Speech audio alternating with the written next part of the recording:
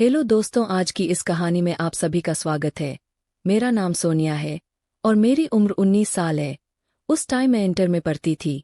दोस्तों, मैं पढ़ाई लिखाई में बहुत कमजोर थी। मैं बहुत खूबसूरत लड़की थी, इसीलिए सब मेरी तारीफ करते रहते थे। तो मैं सोचती थी कि पढ़ने लिखने की क्या जरूरत है। मुझे घूमना बहुत पसंद था। मैं बहुत बार कॉलेज बंक करके अपने दोस्त लोगों के साथ भी घूमने भी गई हूँ। लेकिन इस बार मेरी माँ ने मुझे साफ साफ कह दिया था कि देख सोनिया, अगर इस बार तुम पास नहीं हुई तो हम तुम्हारी शादी करवा देंगे। लेकिन मैं अभी शादी करके फंसना नहीं चाहती थी, क्योंकि शादी करके अभी मुझे बच्चे और परिवार का बोझ नहीं उठाना था। मैंने यह बात अपनी दोस्त को बताई तो मेरी दोस्त बोली कि अच्छा, तुम एक काम करो, प्रिंसिपल सर से एक बार बात करके देखो, क्या पता वह तुम्हारी मदद कर दे, क्योंकि उन्हें तो तुम जानती ही हो, क्या पता वह मान जाए।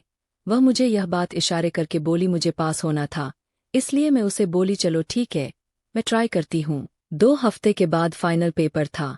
मैं प्रिंसिपल के पास गई और बोली सर, आप तो जानते हैं कि मेरे कितने कम नंबर आते हैं, और मेरी मम्मी पापा ने मुझे कहा है कि अगर मैं पास नहीं हुई तो वह मेरी शादी करवा देंगे। सर प्लीज आपसे रिक्वेस्ट है कि मेरे नंबर बरवार को तैयार हूँ।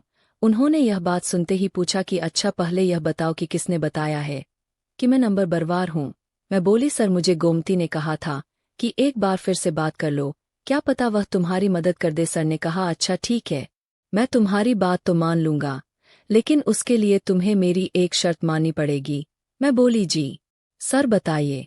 उन्होंने कहा कि तुम अपने घर वालों से कहकर मेरे घर पर ट्यूशन पढ़ने आ जाना, और फिर मैं वहां पर तुम्हें बताऊंगा कि क्या करना है।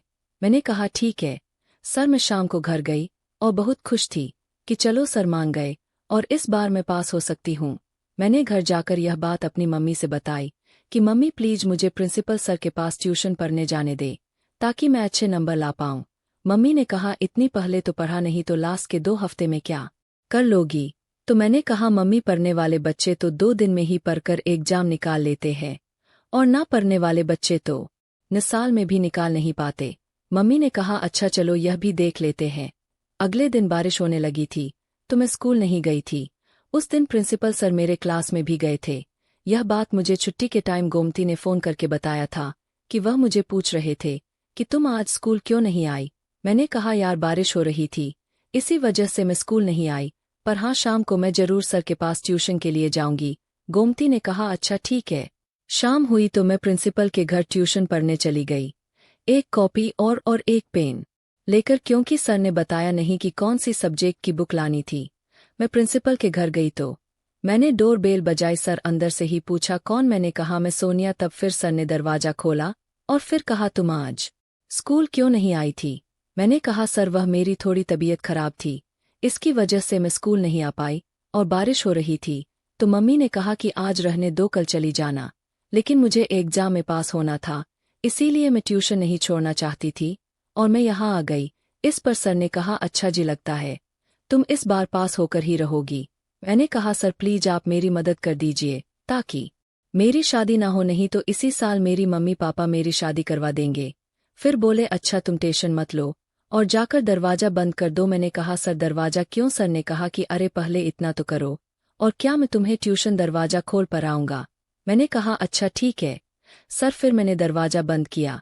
मैं थोड़ा घबरा गई थी और मैंने घर के चारों तरफ देखा, लेकिन घर पर कोई नहीं था। फिर से हिम्मत करके पूछी कि सर क्या आप अकेले रहते हैं। सर ने कहा नहीं, मेरी पत्नी भी मेरे साथ रहती है, लेकिन वह 15 दिन के लिए अपने मायके गई है। फिर सर ने मुझे देखते हुए कहा देखो सोनिया, मैं तुम्हारे नंबर तो बरा दूंगा, लेकिन शर्त यही है कि तुम्हें जब तक मेरी पत्नी नहीं आती तब तक मेरे घर पर काम करना पड़ेगा, और 15 दिन तक घर का काम झाड़ू बर्तन साफ करना पड़ेगा।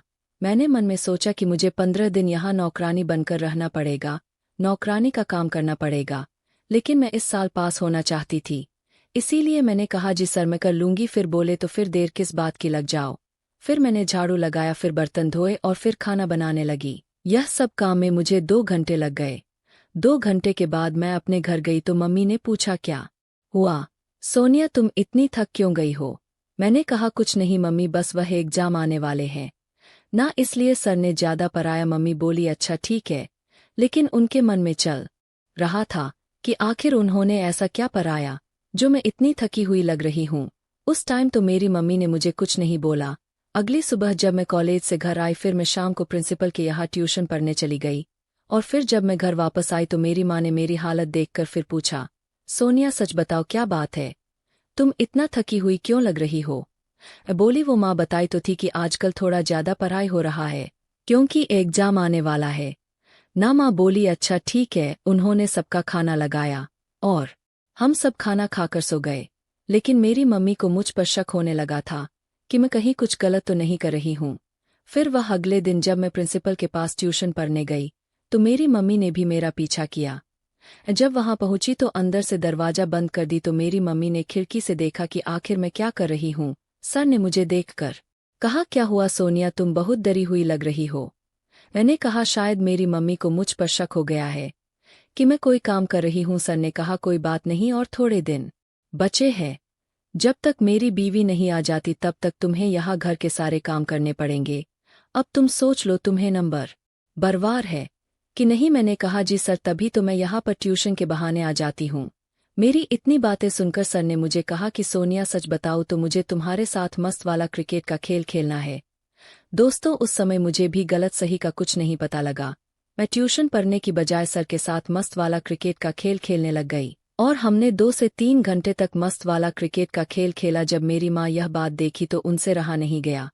वह नहीं जानती थी कि मैं किसी के घर नौकरानी का काम करती हूँ। उन्होंने तुरंत दरवाजा खटखटाया। जब मैं दरवाजा खोली तो मैं सामने अपनी मम्मी को देखकर घबरा गई।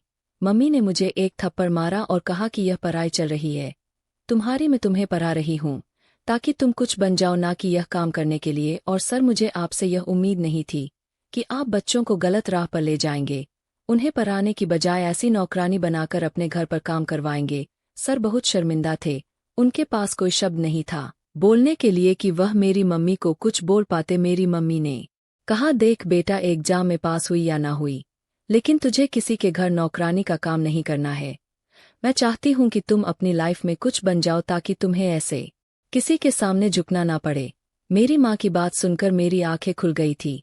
तब फिर मैं अपने आप से वादा की कि चाहे कुछ भी हो जाए मैं इस साल खुद से पढ़कर पास होकर ही रहूंगी। फिर मैंने 1 हफ्ते में बहुत मेहनत की और मैं अपनी क्लास में फर्स्ट भी आई थी।